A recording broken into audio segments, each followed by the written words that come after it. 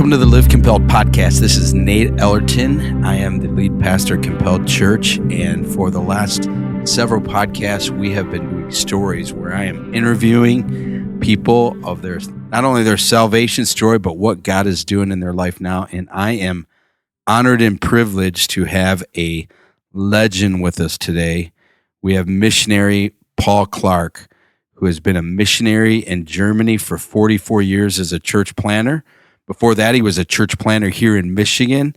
He is a husband, a papa, a pastor, a father to Mike and Stephanie, and a mentor to Nate Ellerton. So, Paul, welcome to the podcast. Hey, it's great to be with you, Nate. We were out late last night, so we're kind of groggy. We're not used to staying up past 11. That's true, but it was great. It was fun. Yeah, we were in Brighton, and our great friend Brad Trask had Paul there. We had a great prayer meeting. Paul got to share, and then went out for some incredible Italian food. Yeah, Nate really enjoyed his lasagna. I couldn't believe it. I thought he was just going to eat half of it, but he ate it all. Yeah, it did. It was 3-pounder. I'm no quitter, Paul. Okay. I'm no quitter. I'm going to keep at and that. I just had a minestrone soup. I just, wasn't felt that bad hungry. for you. Yeah, I was pounding the lasagna and the bread. It was carbolicious. But we've been doing a series of stories, and I've been doing some interviews, and Paul is in the country here for a few weeks, and I get the privilege of hanging out with him. And so I said, man, we're going to do a podcast because you have been a church planter in Germany, in Europe, for 44 years. Not only is church planting hard in America, it is Europe. Paul, tell us, what is it like to plant a church in Germany? Well, it's very challenging because we're in a post-Christian culture, and one of the problems we have in our society there, even though like 50% of the Germans belong nominally to a Catholic or let's say the Protestant state church, they kind of think anything else is just a cult. So right off the top, if you say, of course we say in German, we're a free evangelical church, it's like, that's weird, like that's like Scientology. So that makes things difficult when you want to plant a church. So you just spoke to our staff and you said something that caught my attention, that there are less born-again Christians in Germany than in Egypt. Yeah, in Egypt, for example, right? Unbelievable. It's hard to believe, but we estimate maybe less than 2% are born-again believers in Germany, but like there's certain places like where you were, Nate, with us back many years ago in the Saar region on the French border is probably less than 1% or 0.5%. So.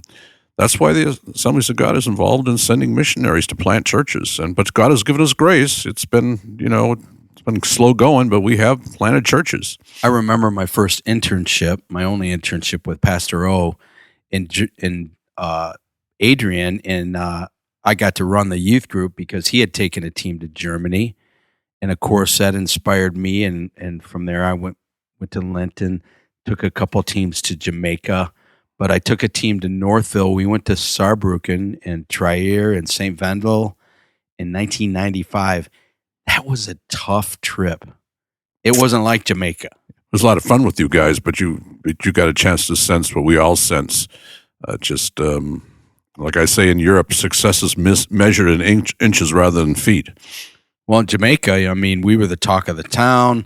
They took us to the schools. They crowded the building. We had standing room only. Yeah. It was incredible. Germany, not so much. I remember being in St. Wendel, and a guy had asked a couple of my team. I might have told you this story, but like, who's in charge here? And of course, my kids pointed to me instead of you. He came up to me and basically in English told me I was a terrible leader. I've wasted all of this money and time because they do not need Jesus. They have evolved past that. And that's what you said about being post-Christian. Yeah, that's very true. Yeah, that's the challenge that we have to deal with all the time. Yet, how many churches have you and your wife planted in Germany? Well, my wife and I, we've had, being lead pastors of probably about 6 churches in Germany, and then, of course, 1 in Austria, and now we're trying to plant a church in Liechtenstein. And then, of course, I've been involved with coaching a lot of different church planting projects, even organizing church planting projects. So it's been a journey. Yeah, I love when I was there in 95 and you and I got to hang out and I told you that maybe I'm praying about that. You really encouraged me to plant a church. Yeah, I really did. I'd love that because I can tell when guys are a little bit open, and I knew you were looking for transition. I mean, I could just see God was leading, and I just tried to instill in church planners or young people that they go and plant churches, and hey, you did it. Well, we did it in 1996. We did it with the help of the Michigan District. We did it with the mothering and blessing of Pastor O and Northville Christian Assembly. And man, we've been here 29 years. So it's hard to believe. Thanks for encouraging us. Yeah, and I was here right at the beginning, and I was just thrilled to hear about that. And of course, when I come back every few years, it's just great to see what's going on here. Meeting with your staff, very impressed. I have to say that. I don't want to pat you in the back too much, Nate, but you got some quality people here working with you. Oh man, I've been blessed, but I'll take all the encouragement I need. That's for sure. So before you went to Germany and planted a church, you planted a church right here in Michigan. Right. Talk about that. I went to Freeland, Michigan. I asked your staff, has anybody ever been to Freeland, Michigan? No. I thought anybody in Freeland, Michigan has been there. I was up at the great church of Christian Celebration Center with Pastor Midland. Keith Grable a couple of weeks ago. So I was close. You were close, yeah. Actually, Freeland is right between Saginaw, Bay City, and Midland. It's very strategic, and that's where the airport is for those three locations. Of course, you got Midland. That's the world headquarters of Dow Chemical, and then General Motors and Saginaw. I guess they're still there. So, we went there to this bedroom community and planted a church many years ago. And the church is still going today. That's what's really exciting, and they're still reaching people for Jesus. And they honored you, and you were there just recently. Right. Sunday night, they had a special get-together. They had a big potluck, lots of food, and there were some people there who originally were in the church in the beginning.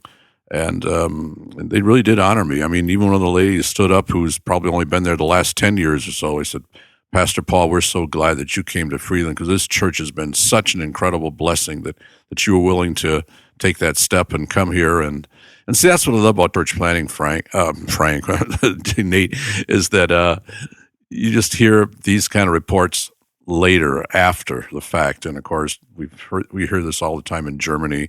I hear about somebody who's matter of fact, just a couple months ago, I heard about a guy, and I was talking to him in Liechtenstein, and he said, yeah, Paul, I got saved through the Saarbrücken church. I said, what? And that's one of the first church plants I had, but he got saved at that church about, 12 years after I left. So that's why I really believe in church planting. And I'll just say I'm a little saying about church planting that I heard many years ago. Yeah, I love that. If you want to plant something that lasts just a season, plant flowers. If you want something to last for a lifetime or two, plant a tree. But if you want something to last that has eternal value, plant a church. Yes. So we have some young people I know that listen to this podcast and pray about church planting, man. It has probably been the hardest, most rewarding way to spend a life. I couldn't imagine my life without Compelled Church. And I'd like to say also, Nate, it's not just the church planter who heads the church plant, but there's those people, and you experienced that too, who said, hey, I'm going to be with you. So maybe you don't feel like you're going to be a pastor, but you can be a part of a church plant. You can kind of help and do children or whatever needs to be done. And that's just as important as the church planter themselves. Well, I love what you said to Matt in our staff meeting, Matt Reinhardt, who is, I know we have an established campus, but him and Mandy are going off with an autonomous church. It is going to be an Ohio Ministry Network church. And the way you just encouraging him, because he is a church planter now. He's going to be bivocational. He's going to be meeting in a school. He's going for it. They have great faith. Yeah, that was really exciting. I mean, I just think a lot's going to happen there. Even though they're going to be in this school for a while, I'm not sure how long, but that's not the end of the story. They're going to find a location where they can, like, great things will happen. But I really believe in the school, great things are going to happen. Yeah, I think that's going to be. It's going to stir up the community a little more, and they have a great core team. Oh man, dedicated. Curtis Klotz. I didn't tell you this, Paul, but he has been there as the worship leader since we started. Oh, that's faithful incredible. 13 years ago, and I can probably count on one hand the number of weekends he's missed. That's incredible. And then a guy there is named Brendan, and Danielle are doing the youth, and he was a little baby. His grandpa, who helped us, one of our first families, plant this church and get this addition going, his grandpa used to bring him as a child in diapers to Royal Rangers, and he's leading the youth out there. Yeah, that's the thing that's so exciting about the kind of ministry you've been involved to, staying in an area so long that you get to see all this fruit, and I'm just rejoicing with you, Nate. I really am. He just finished his degree with North Point, the one out east, and has applied for credentials, and he's going to incredible. It's just so many great things. Matt and Mandy are sure going to do great things in church planting. That's for sure. But not only have I got to, Wendy and I got to be with you and your wife. Your kids are incredible. The Mike and Stephanie go way back with us. What a great family you have. Yeah, they always enjoyed coming the first time they were teenagers, and we just kind of sent them to you guys for a few weeks in the summer, during summer break from school, and just to get back to the States, because they both grew up in Germany. So it was always great that they could have the experience with you and Wendy. That was incredible. Yeah, I know. Stephanie loved Abby when she was a little girl. That was pretty cool. And I think all the girls in the youth group loved Mike. Yeah.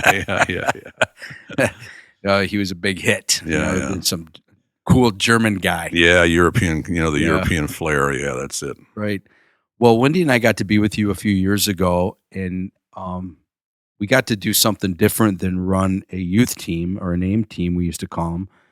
We really got to do what you do, and that is encourage some pastors. And man, I know that was a lot of work for you to set up, but what an incredible time it was. I mean, we weren't just in Germany; we were in Austria. Yeah, we were in Switzerland. Right, like that was an incredible little.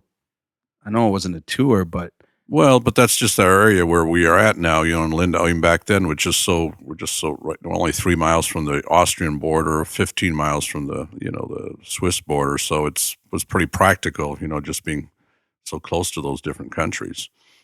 Yeah, and how you got to minister to Wendy's cousin and her husband. I forgot about that, actually. That was just so incredible. I forgot all about that. I changed my whole talk, that last talk, and I forgot about that. Wow. He passed away just shortly after that with cancer. Maybe it was a couple years after that, actually. Yeah. But man, that was a God-ordained thing. That was cool.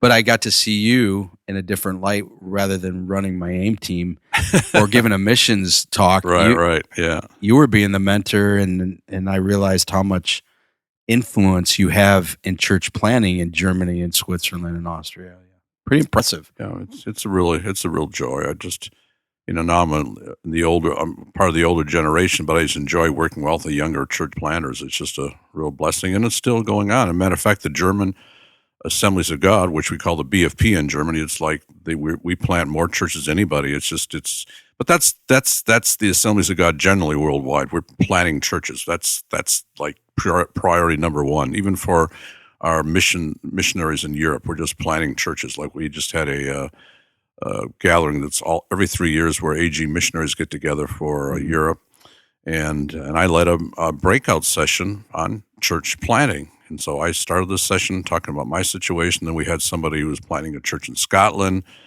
Actually, Dave was originally from New Jersey. And then we had Mark Mitkinski. I think your church might even support him. Originally from Michigan, he's planting a church in Malaga.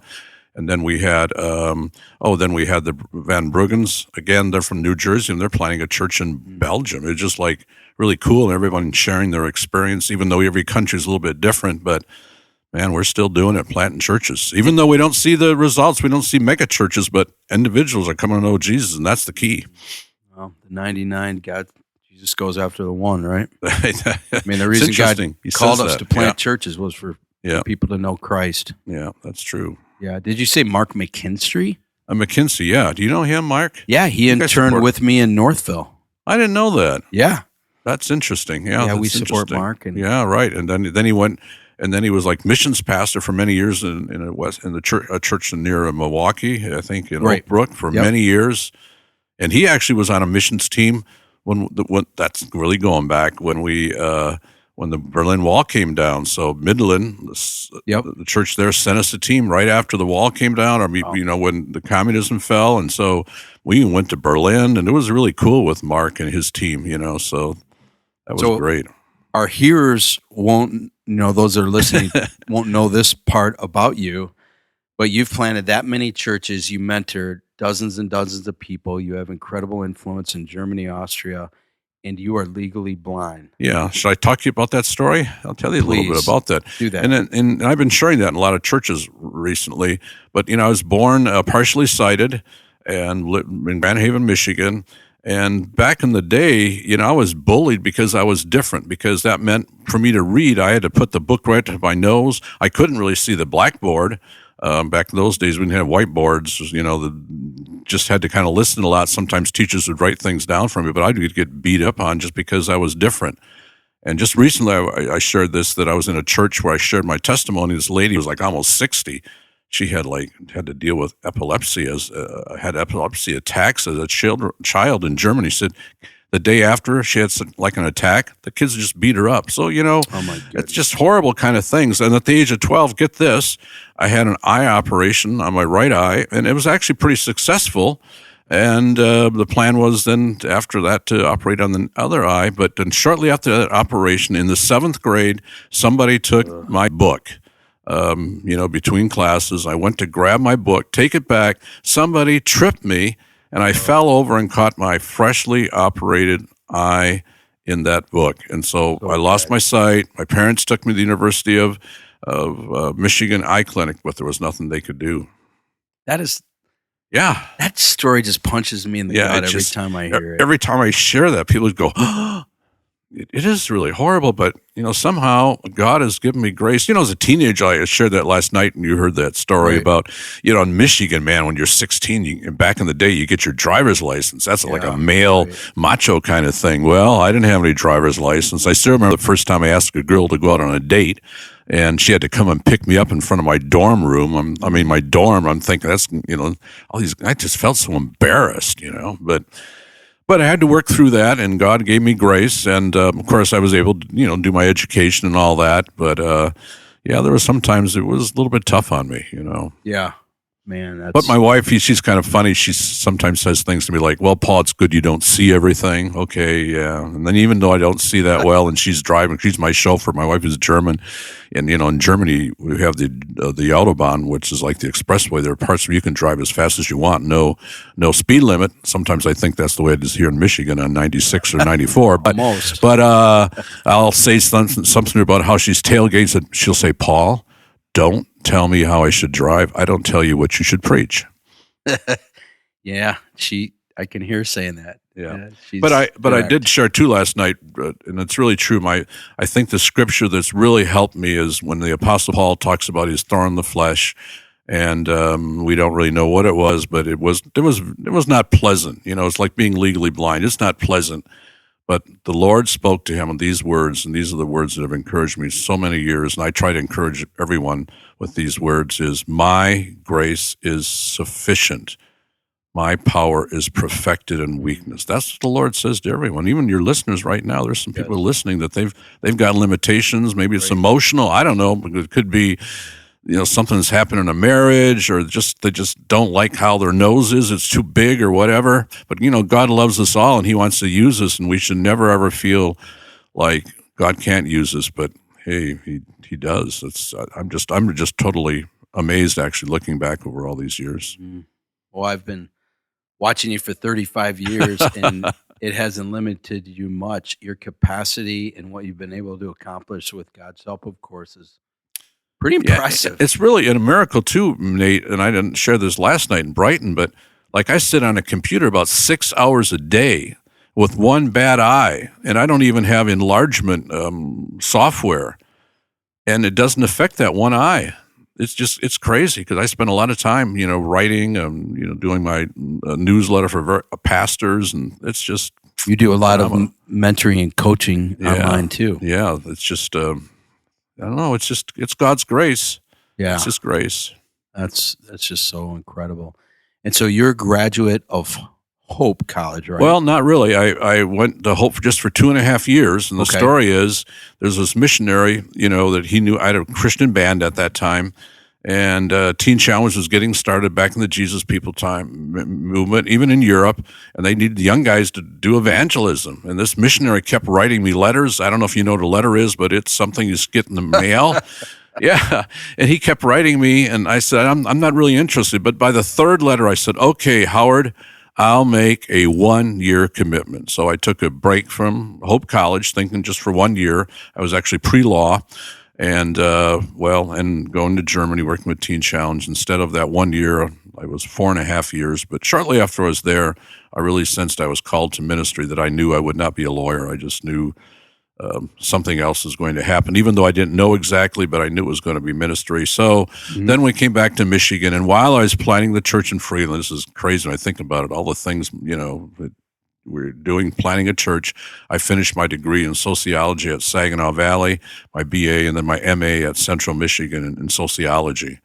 My thesis was the sociology of religion. That was kind of interesting, and that's how I finished my degree.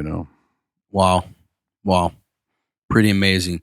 So tell us, of course, Michael and Stephanie, you recently handed off one of your churches to Michael. Right. And he is one of the great missionary too, has been all around the world and with Convoy.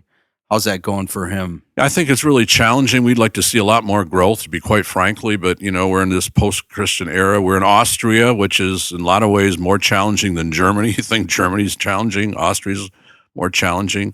But we turned the church over to him right before COVID.